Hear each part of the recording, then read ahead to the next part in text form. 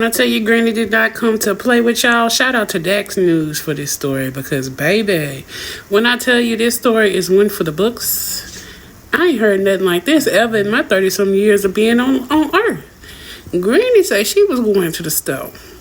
When she got to the store, she was taking her time pulling into the handicap parking lot, and two young men of the Caucasian background cut off, parked in the handicap spot.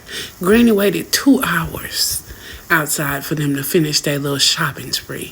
They came out and she confronted them. And when she confronted them, she asked the young man who was driving, she said, "Are you handicapped?" He proceeded to say no.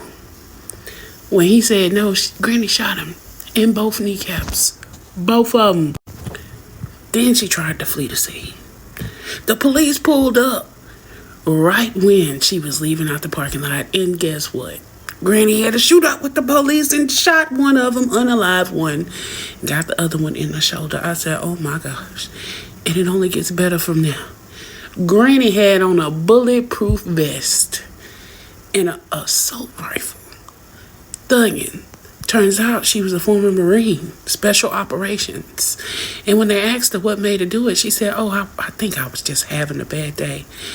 And then the police, being unalived, brought them to say, okay, well, what made you do it? And she said, well, after the Sonia Massey situation, I had to defend myself because I know they'll unalive me. So I had to unalive them first.